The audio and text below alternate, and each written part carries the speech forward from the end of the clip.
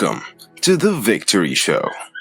Welcome to The Victory Show, where seven-figure founders, entrepreneurs, and executives reveal the real playbook behind scaling past that first million in recurring revenue.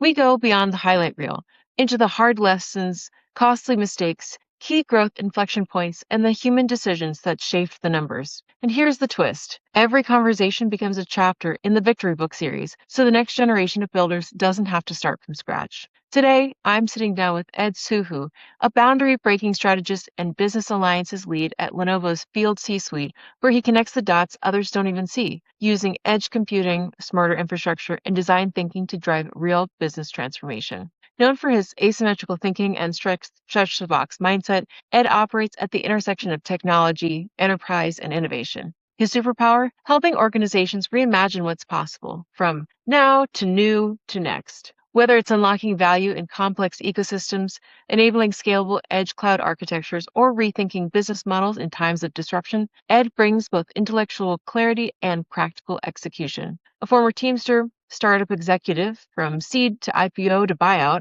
and now industry fellow at UC Berkeley's Center for Entrepreneurship and Technology, Ed has lived every layer of the business world, and it shows. He's a trusted advisor to founders, early-stage VCs, and Fortune 500 execs alike, known for his ability to frame big-picture opportunities while staying grounded in operational realities. If you're building something that straddles innovation and impact, this is a conversation you don't want to miss. Ed, welcome to the show. Rachel, thanks so much for the kind intro. I really appreciate it, and having the opportunity to share some insights and perspectives. You know, the interesting thing is that the long opening in regards to what I've done front of house, back of house, and I've been thrown out of house. And all of those experiences really make a very interesting set of three words that I have in my LinkedIn profile, which is connector, catalyst, and storyteller. And it's interesting. I had a chat with my head of HR, and he called me up and he put an appointment on my calendar.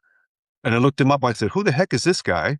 And I said, "Oh my God, it's HR." I said, they found me. I said, "I'm gone." And he called me down. He goes, "I just wanted to chat with you. Everybody talks about you. What do you do here at Lenovo?" And I said, "Well, I can go through that long, 15 sentence description, but I'll distill it down to this. I'm a truth teller, I'm a storyteller, and I'm a fortune teller." And he goes, "Fortune teller?" He goes, "You read the future?" I said, "No. Actually, when you think about it, fortune tellers read people." And he goes, "What do you mean?" I said, "Let's say I'm having a conversation with someone and I'm going to tell them over the next 90 days, you're going to find the love of your life in a coffee shop." I said, "What do you think they're going to do?" He goes, "They're going to the coffee shop." I said, "That's our job, is to lay out the landscape and the opportunity and what that would look like." He goes, "Wow. Do we help them find the love of their life?" I said, "Heck no. That's up to them." I said, "But what do you think happens after that?" He goes, "They come back." I said, "Yes, over and over again." It's to have that conversation, insights and perspectives for us to read each other. It's not just me selling something to him. And over the course of my career, over 4.5 decades, long time, Rachel, in this business, it spanned, blue collar. I was a teamster at Southern Pacific Rail, brakeman, switchman, machinist at Caterpillar tractor, forklift driver, truck driver, warehouseman, retail clerk, and I swept out Goodyear tire plants. I dropped out of college after my first year and played pool for 3 years every day but Christmas. Ranked number 6 in the world, long time ago. A sordid past, to say the least, but I learned a lot. In my first year of college, I actually wrote one paper, long time ago, 1970, going back almost 55 years. I wrote a paper and I said, in 25 years, 1995, China would be the roaring lion of commerce and its voice would be heard. I handed in my paper and got a D. The professor goes, "What are you thinking?" I said, "What do you mean?" He goes, "They're communists." I said, "Yeah, that's a political thing." I said, "But for hundreds, if not thousands of years, they've been commerce. So let's really think through this," right? And I walked him through it and I still got the D. But what I try to do is look at things a little bit differently. And in all my course of my career, in every job that I've had, from the blue collar to the white collars, 2 stints at Oracle, HP, Unisys, I ran a data center that used to be United Airlines, and 9 startups. So a lot of scar tissue, A lot have been there, done that, and what could have been. And these are things that I think a lot of people look at themselves in the mirror. They kind of like, I want to do a startup. Absolutely, you should. Like Baz Luhrmann wrote a song, and his lyrics is, spend some time in Northern California before you get too soft, and spend some time in New York, but not too long because you'll be too hard. And I think you have to spend time in various areas to really get a feel for business, philosophy, and what Pythia, the oracle, always had in a conversation at the Temple of Apollo. She always asked, before they even started, she carved it in stone. Know thyself. Who are you really? And what do you want to be? These are the questions we need to ask ourselves. And I think it's so interesting to hear about how many different parts of business you have touched, from the hands-on operations to the high-level strategy across different industries. You've done 9 startups. I mean, you are a collector of experiences.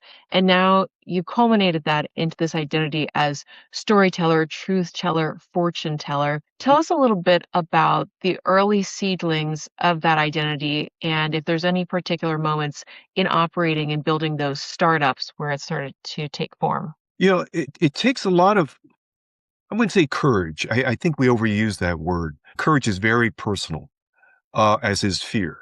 So it takes a lot of willingness to try different things.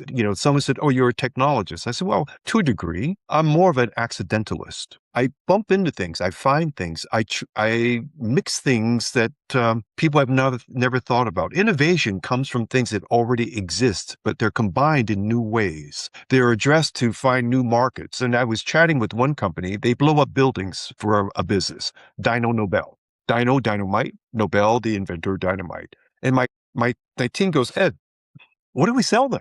I said, "Well, we can sell, digital twins, physics models, blah, blah, blah, high performance workstations." I said, "But that's their now business." They said, "What do you mean?" I said, "How do they make money?" They said, "They blow buildings up." I said, "Controlled implosions, right?" They go, "Yeah." I said, "What's their book of business?" They said, maybe about 2,000 buildings a year." I said, "Not bad." I said, "So let's talk to them about their now business and help them with that. But now let's challenge them by saying, what would their next business look like?" And so I contend that we should share that with our perspective. Their next business should be making money by not blowing buildings up. My team goes, "What?" He goes, "But that's how they make money." I said, "No, no, no, no. I get it. They make money from what they know, and what they do, rather. It's what they know that's the value. And what they know is the weaknesses of a building. What if you could do an assessment that would do an assessment for buildings to understand the weaknesses, to reduce liability, insurance?" And you go like, "Whoa." I said, "How many buildings do you think you can do with that?" And they're like, "Yeah." I said, "How many of those buildings would be future customers when they want to have a controlled implosion?" No, no RFP. You already got the data. That's phase one. They said there's more. I said phase two is to then add an additional service, which is to collect all of the relevant data that's used to stand up that building: bolts, concrete, girders, piers, etc. What if we had a database that actually understood where all of the defective steel girders from a particular country were forged, and they're in these particular buildings? What should we do about that?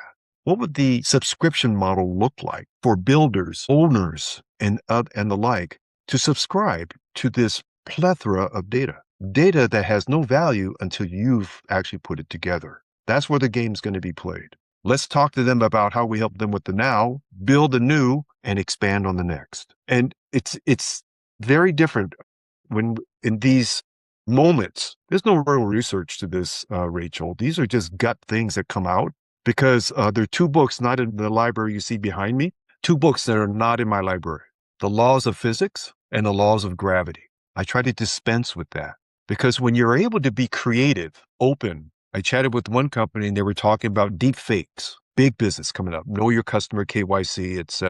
And I said, what's interesting is 28 other companies are doing something very similar. And some of them have deep, deep, deep pockets. How are you really going to differentiate? Even though you got $50 million in your seed round, how are you going to stand up and stand out? And we're going back and forth. I said, look, you're providing what a commodity soon to be. What is not a commodity is something that is deep and that is earned. And so when we had the Depression, everyone lost a lot of money. Banks weren't trusted. So the government stood up an organization, FDIC. And that seal went on banks to assure people that their accounts were protected. That is an earned, let's say, value proposition and service. The second one is underwriter's laboratory. When you plug in a device, you're assured it's not going to blow up or burn, etc. So they put the tag of UL on that appliance. That's assurance. And then you want to go for credit. You want to buy a house or a car, whatever. But there's an organization called FICO, Fair Isaac Composite Score. It's a trusted entity that bankers use before they loan you money. Those three kinds of entities is what you should become, to not provide deep fake capabilities, but to provide deep trust. At the end of the day, you're providing trust through a technology. So let's really help people understand what the real value is. And I talked myself out of the job, but what was fascinating is what I try to do is to distill it as simple as possible and then to elevate it beyond what they think, know, or have. So I use 4-letter words, left brain, open-ended questions. What do you have? What do you want? What do you need? And what do you want? And what do you think? What do you want, need, have, and et cetera? That's the right brain, or left brain rather. The right brain questions, once we discuss that, are what do you care about? What do you fear? What do you like? And what do you wish for? Those are the things that are not on public documents. Those are the conversations that open up the dialogue for someone to say, but to get that dialogue, the right brain questions and the answers, you have to earn it. I agree. I agree. It's interesting with all of the pivots that you've had in your career and what you just described of seeing how certifications that builds trust with end users. It's clear that from all of the different experiences you've collected, you have understood patterns across different business models, and you've seen a variety of ways to approach a problem or to sell into an end user to expand their wallet through diversification. I mean, it comes through so clearly how your creativity has been enhanced by all these different experiences. When I think a lot of times the advice that's given to young professionals starting out is think about going deep in something and get a lot of expertise versus more horizontal. But I think particularly in the entrepreneurship context, having a variety of different experiences can really benefit you. One topic that often comes up, particularly in an early stage business, is when do you pivot? Or when do you stick with what you're working on? And a lot of what I'm hearing from you is the forward thinking nature, coming up with the next great idea.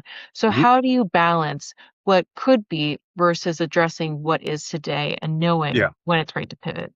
And this is the biggest challenge, right? In the Air Force, they teach you a fighter pilot methodology called OODA, observe, orient, decide, act. You may have a plan, things change. So in the OODA loop, as they call it, right, it's all about observing and iterating in real time, making decisions, absorbing, collecting information, and then calibrating small iterative changes. In our industry, we always, even in the history of the world is always about big things, big bang. Actually, small things. It's the small things that lead up to it. It's the small things that we overlook. And it's the small things that make a huge difference. And I always tell the story about two spark plugs. Spark plugs are used to fire a combustion engine, things of that nature. So I did something I hadn't done in 30 years. I decided to work on my own car. It's a 25-year-old Ferrari with, 300,000 miles on it now, et cetera. So I decided to work on my own car. And I called my mechanic of 40 years, Mario. I said, Mario, I'm going to work on my car. He goes, you want me there? I said, no, I got this. So I changed all the spark plugs and did a few other things. I took the car out for a high-end run. Within 15 minutes, I got an error message on the diagnostic. It said, misfire cylinder 5. Limped the car back to my garage. I called customer support, Mario. We were on the phone for 2 hours, going through everything that I did. And he finally said, pull the plug on cylinder 5. I said, what can go wrong with a plug? 0.06 millimeter, 1/32 of an inch. He goes, pull the plug. I pulled the plug. I found out what I did, Rachel, was I pinched the gap. There was no gap, which meant no spark, which meant no power. So here was a 400 horsepower machine, twin cam, 40 valves, impaired and impacted by the lack of a small gap, which begs the question, what is the gap in your business that needs attention? What is the gap in your strategy that is so small, but very, very impactful to the performance overall? And I found out that a couple things by doing this exercise. One, get your hands dirty again.